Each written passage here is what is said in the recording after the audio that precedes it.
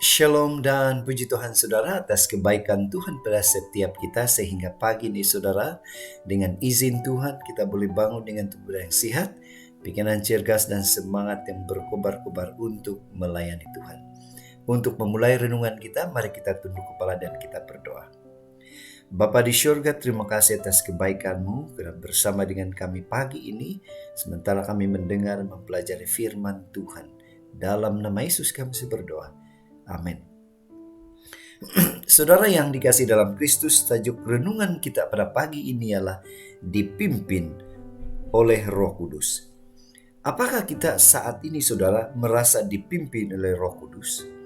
Firman Tuhan dalam Yohanes 16 ayat 14 mengatakan, "Ia akan memuliakan aku, sebab ia akan memberitakan kepadamu apa yang diterimanya dari aku."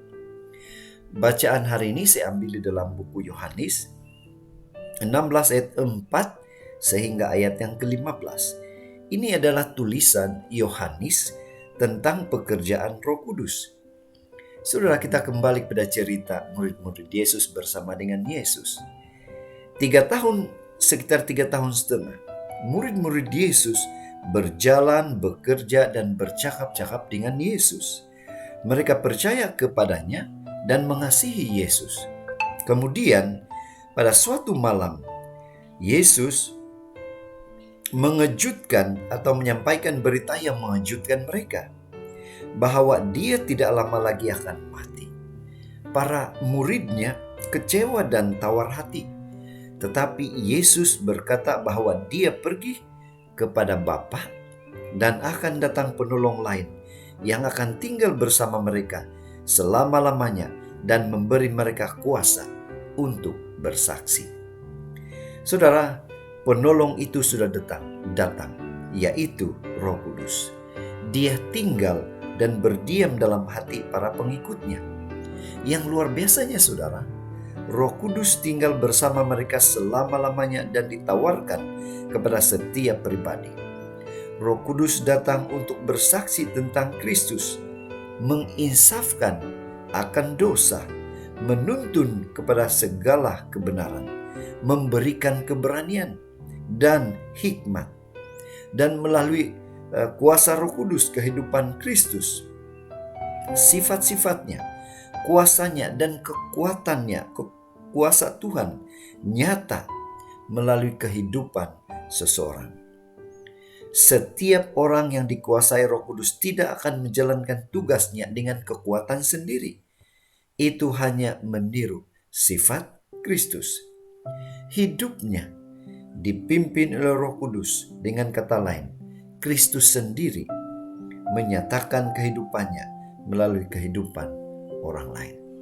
Saudara, apa pengajaran, apa aplikasi yang kita boleh pelajari dari renungan ini?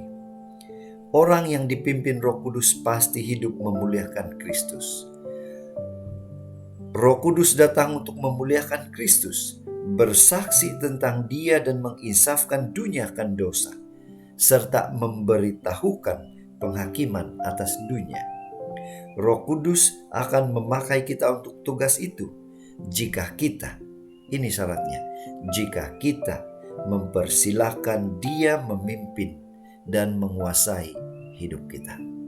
Jadi saudara, itu sebabnya pada pagi ini mari kita ingatkan diri kita sekali lagi bahwa sejak kita dilahirkan kembali sebagai anak Tuhan, Roh Kudus diam di tengah-tengah kita, tetapi tidak semua kita dikuasai oleh Roh Kudus jika kita tidak mengizinkannya masuk dalam hidup kita. Inilah doa dan harapan kita. Mari kita bersyukur, berterima kasih kepada Tuhan karena memberi kita Roh Kudus yang memimpin, mengajar, menegur, dan menunjukkan jalan yang benar kepada setiap kita.